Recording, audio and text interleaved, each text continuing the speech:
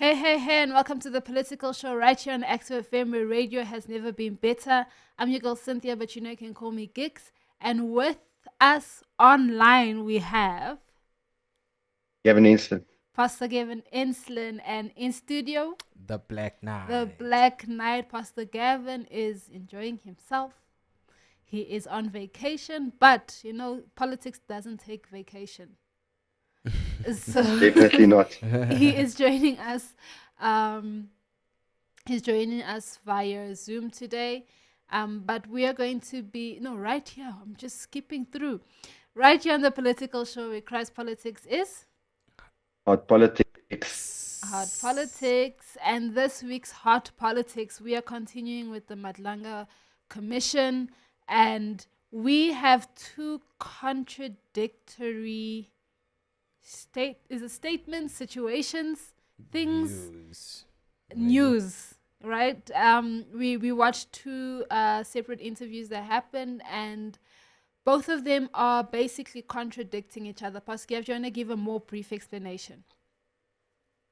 Yes, so this week, General Khumalo, who whose arrest precipitated this whole Mkonazi allegation and all of these things that broke out, and his arrest actually precipitated this, and so General Khumalo, he was head of the crime intelligence of the South African Police.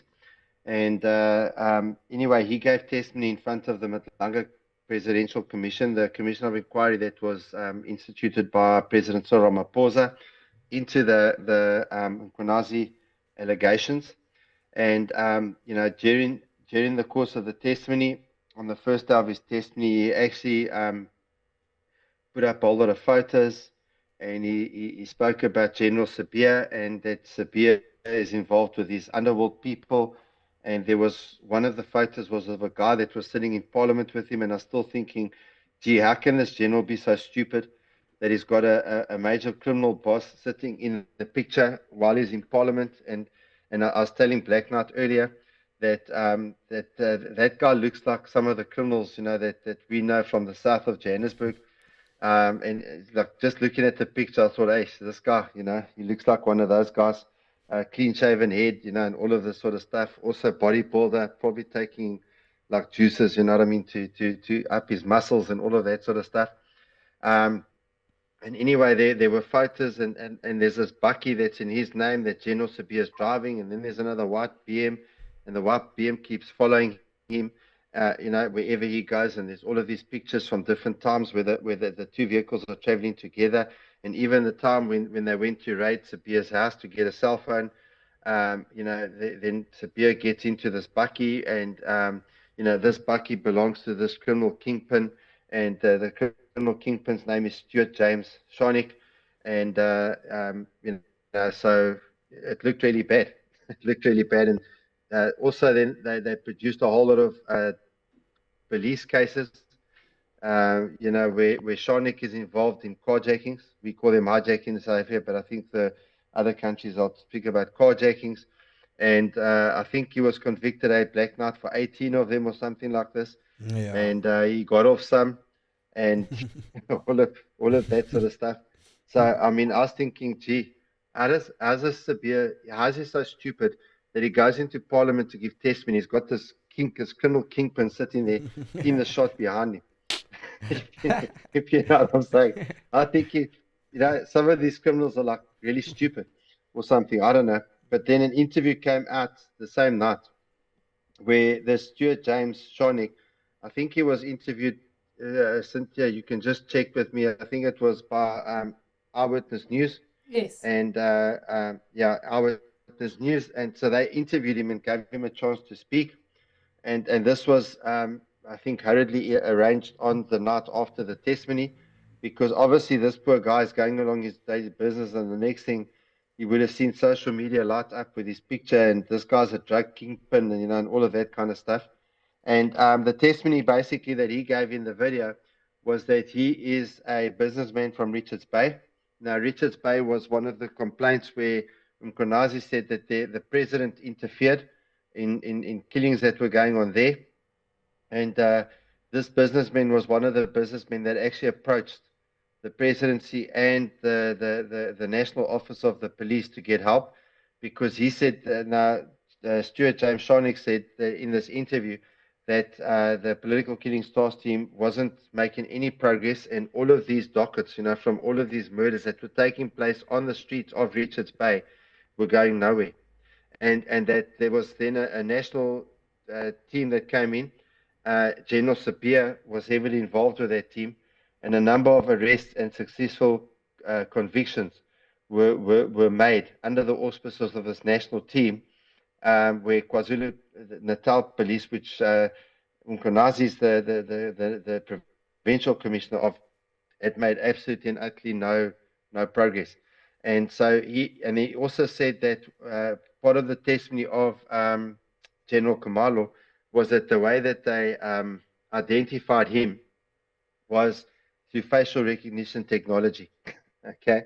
And this guy, Stuart James Sharnick, said that's a lie, because General Khumalo himself knows him. It's not just General Sibiya that knows him. And they know him from this whole thing that took place at Richards Bay with him and a number of other businessmen. And, so he says Khumalo knows him well. And he said one of the things he said in the interview, I can show you on my phone, I've got General Khumalo's number. And I can show you from our call history, I've made many calls with General Khumalo, along with General Sibiya. And he says he's also had interaction with General Fani Masemola, who is the National Commissioner of Police. He's never had interactions before with General Mkonazi, he said. But so he said that General Khumalo was lying there. And he said he also made a comment at one point in the interview that in his view, General Khumalo, instead of lying about him, or maybe he's lying about him to cover up his own legal problems in the court case that's going on with General Khumalo, because he is under criminal prosecution at the moment. So I don't know if that sort of gives an accurate summary, Gigs. Yeah, that is what we are going to be speaking about. It's going to be hot as always, right here on the Political Show, where Christ Politics is hot politics. Hot politics. This is the Political Show.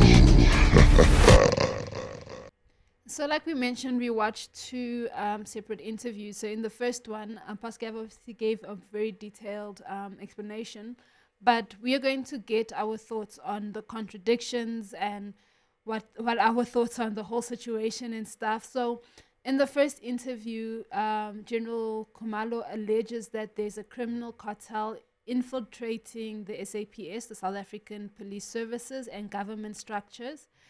He links Deputy National Commissioner Shadrack Sibiya to this network through CCTV footage that Pascal explained, allegedly showing a subordinate of Sibiya visiting, is it Katleho Mulife? Kadiso Mulife. Kadiso Mulife's house. Kadiso?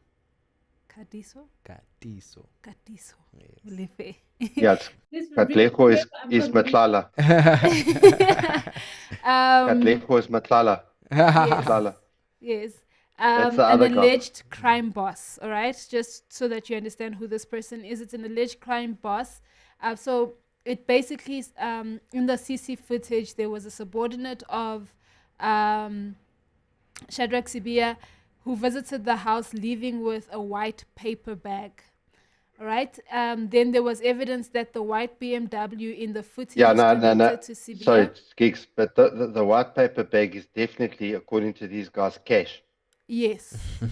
Like it's 100. It's definitely cash. So there's nothing else that can be in that bag. It's cash. It has to be cash. It has to be cash. Yes. It's a cash bag. It was funny how Khumalo was like, I wonder what chocolates are in there. What is the Scaberries? So evidence that the white BMW in the footage is connected to Sibiya, and the white Toyota Hilux often seen traveling belonged to Stuart James Sharnick. Pascal mentioned him earlier as well, who allegedly has 34 criminal cases and 18 convictions, mostly car theft and hijacking. And then Khumalo This is a argues, bad guy. yeah, very dangerous. It's a threat to the public. Khumalo argues this suggests a direct link between Sibiya and organized crime, backed by police data and surveillance footage. So, if you just watch that interview, you are sold to say that, oh my gosh, this is actually happening. This guy is hectic. However, like Pastor Gavin mentioned, And he looks bad. yes, Sonic looks like he Shame. looks like one of those guys. He has the face, Got unfortunately. that face. Yes. And now in the second interview that we watched is an interview between EWN and Stuart James Sharnick, and Sharnick gives a detailed rebuttal to Khumalo's claims. He admits to a past conviction, but says it was a single case from 2011 to 2012, with 18 charges under one plea deal already served. So he received a fine and a suspended sentence. He insists he is not a criminal nor a bodyguard. In the interview, he said it was a competent court judgment. Yeah. So very, very eloquently, he said that the court judgment was correct. Yes. And he insists he is not a criminal nor a bodyguard, and that Khumalo knows him personally. He has met with him many times and is running a narrative. The vehicle Khumalo identified... it's important. So just with that fact, it's important to note that in his evidence, Khumalo said that they determined who he was through facial recognition software. Yeah. Meantime, this guy's saying Khumalo knows him and that he has Khumalo's cell phone number on his phone. Yeah. Then the vehicle Khumalo identified, the white Toyota Hilux, is his, but he loaned it to Sibiya after Sibiya's protective vehicles were withdrawn. And then the white BMW was not driven by his associates. He denies being present in any footage or part of any criminal network.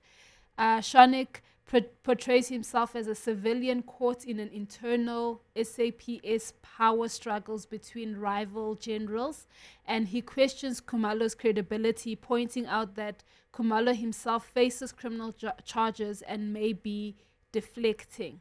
So what are your thoughts on that? Well, I've already given some thoughts, and I mean, obviously, I'll just mention briefly, and then I want to know what Black Knight thinks. Watching the testimony on Tuesday, I thought, nah, man, Sibiya, how can you take that guy to Parliament? I don't understand. And I thought, yo, man, this guy looks bad. And then on top of it, I don't know if you saw, but Prophet Bushiri also came out with allegations on Sunday. There was a video he put up and saying that he had to pay hush money basically to Sibiya to let cases go away or something. That's crazy. Yeah, he made a whole lot of Very allegations. bad guy. Then apparently he took the video down. But anyway, and then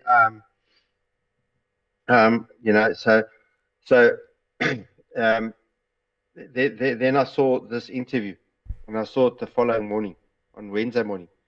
Yeah.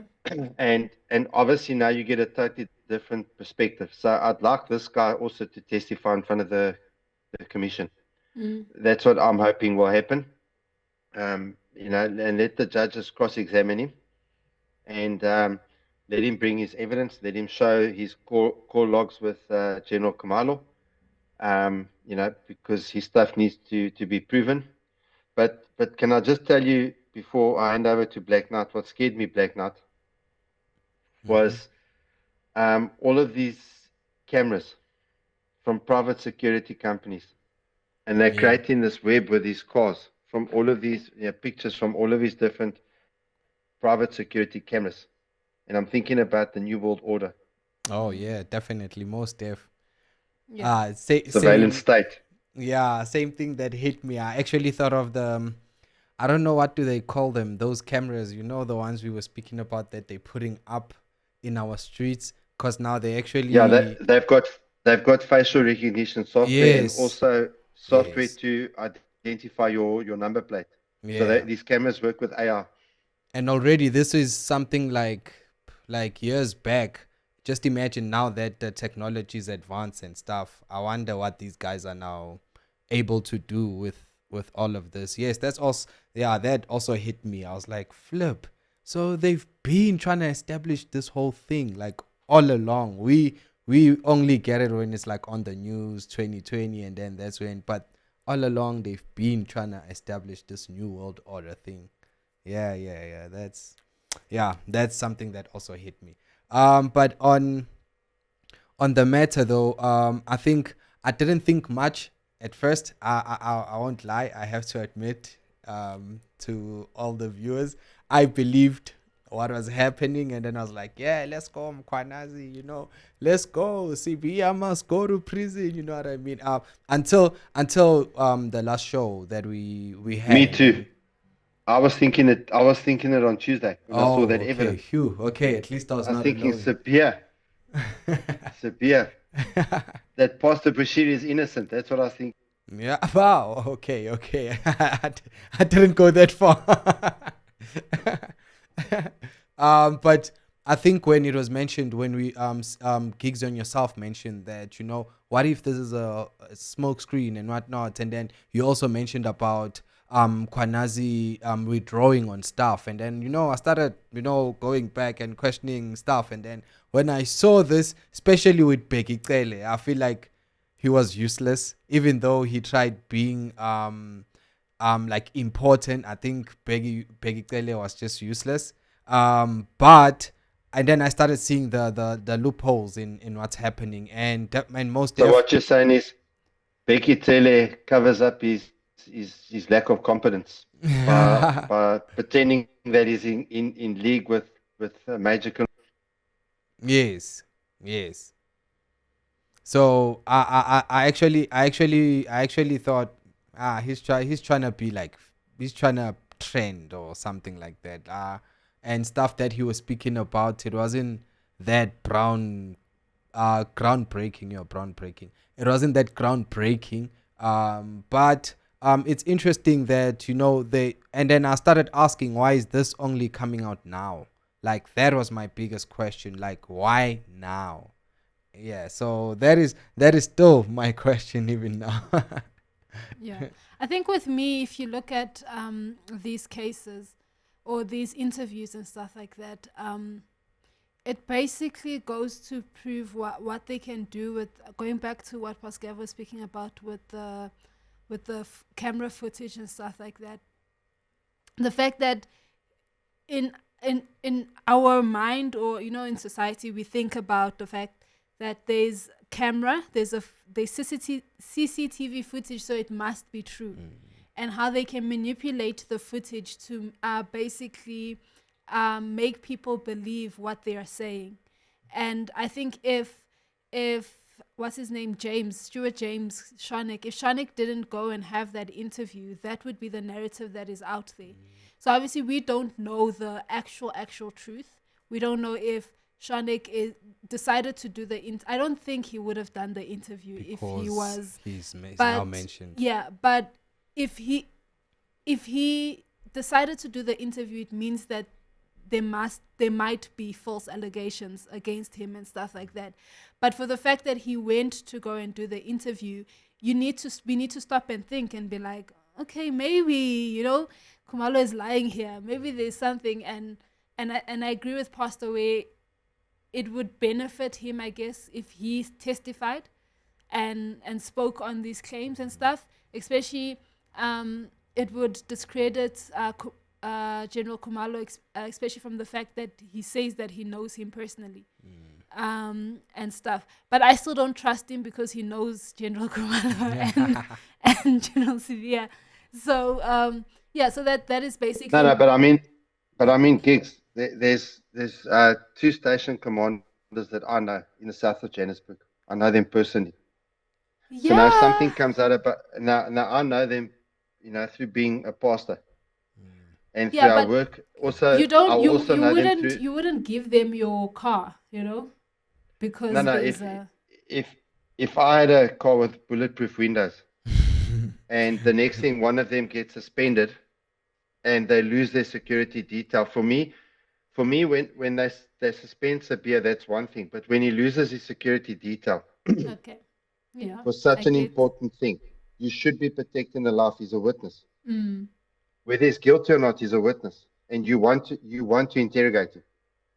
But now, if he gets killed, all the stuff that's in his head dies with him. Mm. So now, if I was in the position, and the two, it's Brigadier Jones and Colonel Governor, which are the two station commanders that I know. If I was in the position to give them a car with bulletproof windows when they've lost their security detail, I would do that. For sure. So for me, it's seriously suspicious the fact that they've withdrawn the security detail. And when they asked Khumalo about that, about Sibiya's security detail, he said, well, the level he's at, he should have a security detail. But then he claimed he didn't know if he had a security detail. And he went on this long explanation about security risk assessments and all sorts of stuff like that. So for me, that's suspicious. Why are you taking his security detail away? There's no there's no criminal implication of making sure that Sibiya doesn't get shot. It's not going to affect the case to make sure he doesn't get. In fact, it's going to hurt the case if he gets shot. And you know what I also thought about? I don't know if you're probably not, but what I also thought about is that why did the whole commission thing? There was that whole postponing thing that was happening, and then now we're gonna have like the G20 summit. I don't think is the commission gonna carry on? I don't think so. Are they not gonna pause it? And then that's also another big deal. Why are those two happening at the same time? So that's what also hit me. Are you thinking that they're going to use it as a case study? I don't know what's happening. All I'm especially saying for is the there's Agenda something wrong. 2030 Yes, there's with, something wrong happening surveillance and stuff like that. They could use this as a case study where in terms we of- don't probably focus on what they're going to speak about. And then we're going to be busy with this commission stuff. And then tomorrow our country changes in front of our eyes. So for me, it was like, why is all of this happening almost at the same time? Yeah. Yeah. So what are your thoughts? One of the thoughts that I have is that, and it's a possibility. So I'm not saying this is the case. I'm just running scenarios through my head. Okay. But the possibility is that a lot of these allegations and things, you have guys that are trying to take that if necessary they'll try and take down President Cyril Ramaphosa in order to protect themselves from their own crimes. Yeah. The other thought is that I don't know. I think a lot of these criminal syndicates have got international connections. Yeah. Definitely. And I don't think anyone named Kat Matlala or Katie Malife or Brian Khotsi or any of these guys are, they're not the real criminals. Even if they are criminals, they're not the real guys. Yeah, no, I agree. With something like this, the fall guys are going to be small guys, and sometimes the fall guys are innocent. They're not even guys that have committed the crime. So I'm hoping that this Stuart James Sharnick will testify. I'm hoping that that General Sibiya is going to testify. I'm hoping that Brian Mkhotsi is going to testify, and obviously also we saw that there was a claim of an attempt on his life, a car riddled with bullets in Vosloorus, and other people are claiming that it was a fake, and all sorts of stuff. And Black Knight and I were discussing before the show. The police were complaining that he was supposed to present himself to the police station the next morning to give them information about this attempt on his life, and then he didn't show up, and all of that sort of stuff. And Black Knight and I were both saying, if I was Brian Mkhotsi, I can promise you now, if I'm told tomorrow morning, 8 o'clock, present yourself at the police station, the last place I'm going to be is at the police station. I'm going into hiding. Yeah. with the South African police, I'm sorry, you're not safe going to the police station. Yeah. True.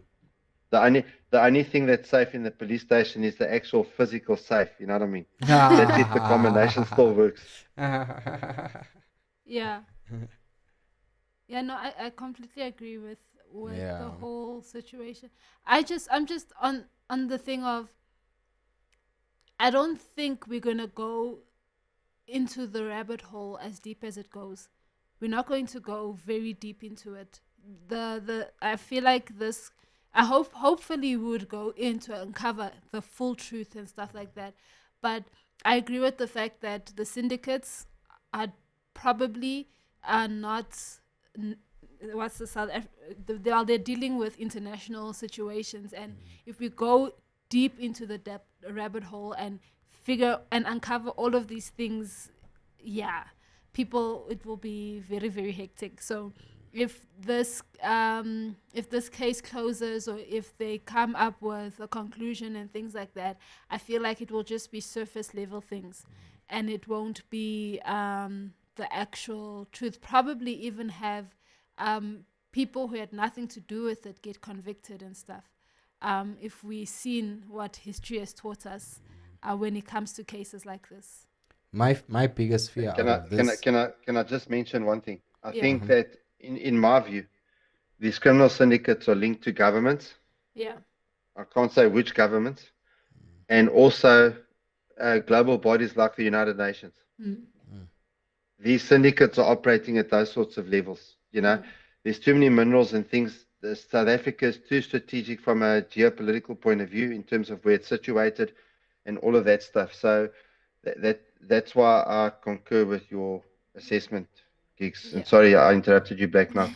No, I was just about to say that my biggest fear out of this is if we let all of this go, and then like no one gets arrested, no justice, that means killing will be a norm. I know it's almost a norm, but now I think killing will be rampant if we do nothing about this, because it's crazy things. And if it happens to be true and there's these people that are busy killing people just like this, I think the cases that they're mentioning are serious, even though they're busy using other people as pawns. Like they're not the ones that are actually accountable for the murders that are being mentioned. But the fact that, yeah, people can just be killed like this and nothing happens, it's a very very very scary thing for me. Yeah. Yeah.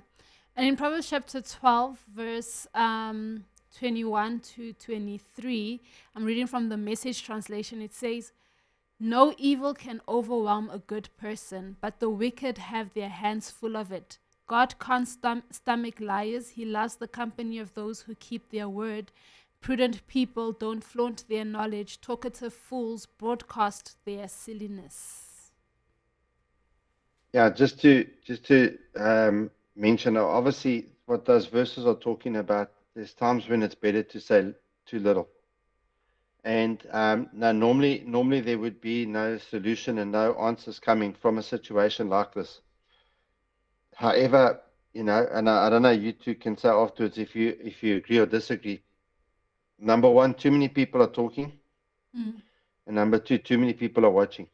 mm, I'm not sure if they're going to be able to get away covering this up, mm, because I think, I mean, if I just look at the live broadcast, of the Madlanga Commission.